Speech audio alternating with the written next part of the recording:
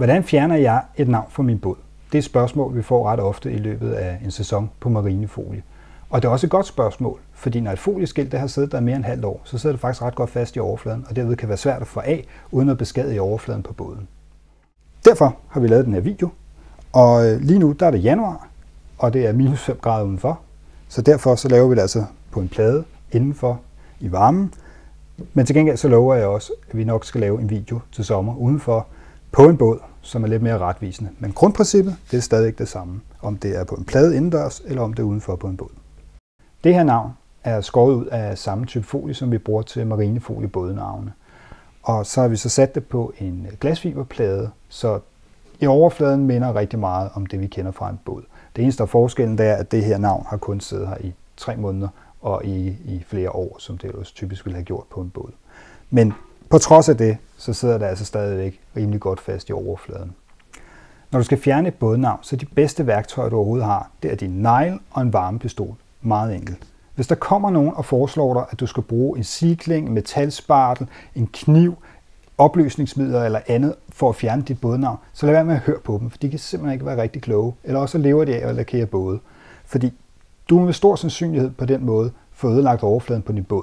Det kan godt være, at du kun får lavet nogle små ridser i overfladen, men det er stadigvæk nogen, du vil komme til at kunne se, og du vil ærgre dig over dem. Ganske enkelt. En varmepistol er helt klart det bedste, du kan bruge for at få varmet bådnavnet op, så du kan få det af. Du kan også bruge en hårdtørrer, hvis du ikke har en varmepistol. Du skal bare være opmærksom på med hårdtørren. Det tager altså sådan noget længere tid, og du bliver nødt til at være lidt tættere på bådnavnet. Omvendt, så med varmepistolen, der skal du altså lidt på afstand, og du skal være opmærksom på, at du ikke får varmet overfladen for meget op.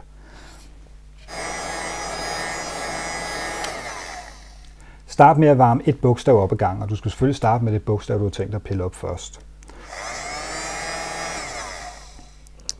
Og start med at finde et hjørne, du så nogenlunde kan få fat i. Og så er tricket ellers at stille og roligt trække i navnet. Og lige så snart du kan mærke, at nu begynder det altså at hæppe fast igen, så giver du lige noget mere varme. Så kommer det lidt lettere af.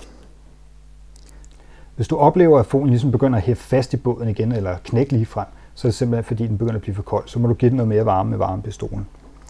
Omvendt, hvis den begynder at blive for lang, så er den simpelthen blevet for varm. Altså ligesom med tyggegummi, så når man hiver i den, så bliver den bare længere og længere. Jamen så tag varmen væk, så den lige kan køle lidt af folien. Og det er nogle sekunder, det vil dreje sig om. Så er den kølet nok af, så den holder op med at blive længere og længere. Nu kan jeg lige prøve at vise, bare for sportens skyld. Varmer lige alt for meget op her. Det kan du se, så knækker den, og den bliver sådan noget tyggegummi-agtigt noget. Så. Nu er den færdig igen. Sådan der. Når man ligesom har fået teknikken ind under huden, så er det altså rimelig hurtigt at få det her pillet af. Så nu begynder den at blive for kold igen.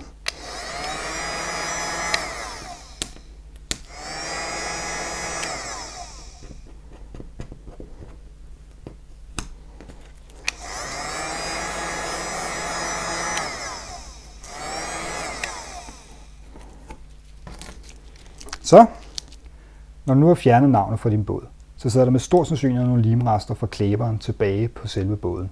Og den måde, du kan fjerne den på, det er simpelthen med noget klæbefjerner eller acetone.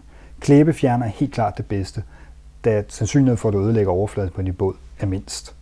Men hvis du ikke har adgang til klæbefjerner, så man ellers skal købe rigtig mange forskellige steder hos farvehandlere og lignende.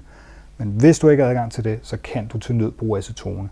Hvis du bruger acetone, så er det bare vigtigt, at du tager en klud og kun fugter den med acetone. Du må ikke bade kluden i acetone, og du må heller ikke knuppe hårdt på overfladen. Du må kun meget blødt køre over overfladen, fordi hvis du bruger acetone og trykker hårdt ind på overfladen, så kan du risikere, at du tager noget af din lak eller selve gelcoaten med af båden. Og det er du selvfølgelig ikke interesseret i. Det er kun klæberen, du skal have fat i, og den sidder altså yderst i et tyndt lag, så du behøver ikke voldsomme ting for at få det af. Når du har brugt klæbefjerner eller acetone på din båd, så er det altså vigtigt, at du bagefter neutraliserer overfladen. Og det gør du allerlettest simpelthen ved at have en spand med sæbevand stående ved siden af dig. Og der behøver ikke at være nogen speciel form for sæbe i. Det kan være Ajax eller opvaskemiddel eller noget tilsvarende. Bare det er vand med sæbe i. Og så vask overfladen på båden. På den måde får du neutraliseret klæbefjernerne eller acetonen, og det får stoppet den der proces, der foregår. Ellers så kan du godt risikere, at det stadig står og arbejder i overfladen. Så få det lige væk.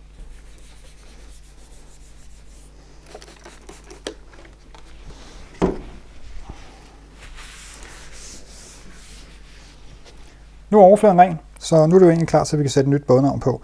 Og bare lige for sportens skyld, den her video handler jo ikke om at montere bådnavn, det handler om at fjerne det. Men jeg synes da, at vi selvfølgelig for en god ordens skyld lige skal sætte navn på igen. Så nu viser jeg lige den hurtigste måde at montere et bådnavn på. Og jeg beskriver ikke sådan detaljer, hvordan man gør. Jeg viser bare hurtigt, hvordan man monterer det. Selvom du lige har rengjort overfladen på din båd, efter du har fjernet bådnavnet, så er det altså altid en god idé lige at spritte overfladen af igen. Så er du helt sikker på, at der ikke er siddet fedtrester for f.eks. dine fingre. Så ganske normalt, denatureret husholdningssprit af en eller anden art. Brug det.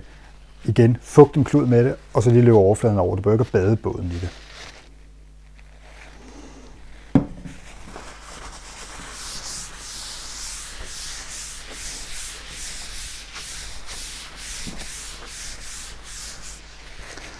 Når du har sprittet overfladen af, så vent lige et minut, indtil det er dampet af, inden du begynder at montere bådnavn på den.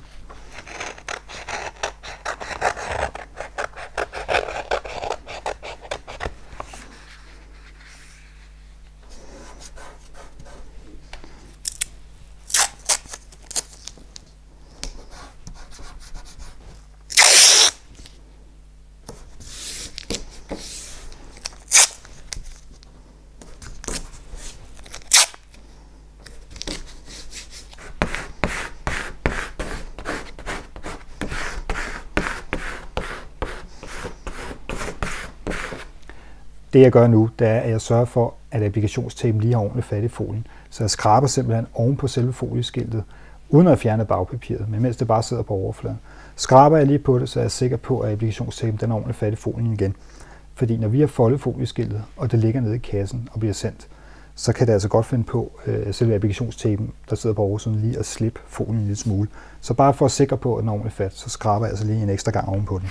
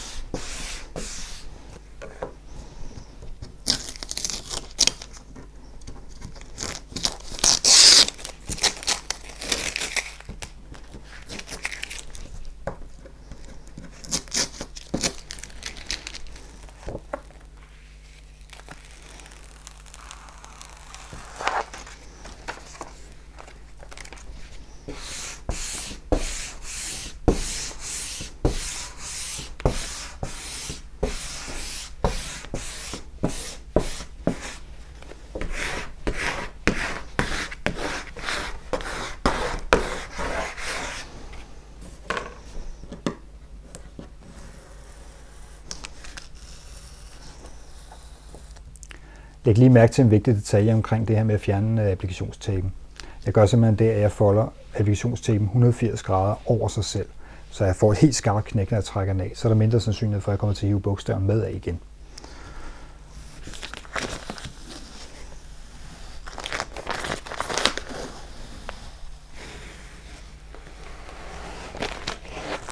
Så mangler jeg kun lige at fjerne de her små stykker folie, jeg ikke fik klippet ordentligt af.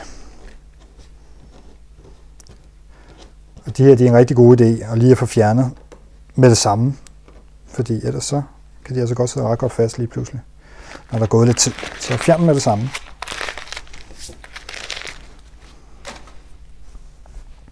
Og så tjek lige om der er nogle små luftbobler eller andet i bogstaverne.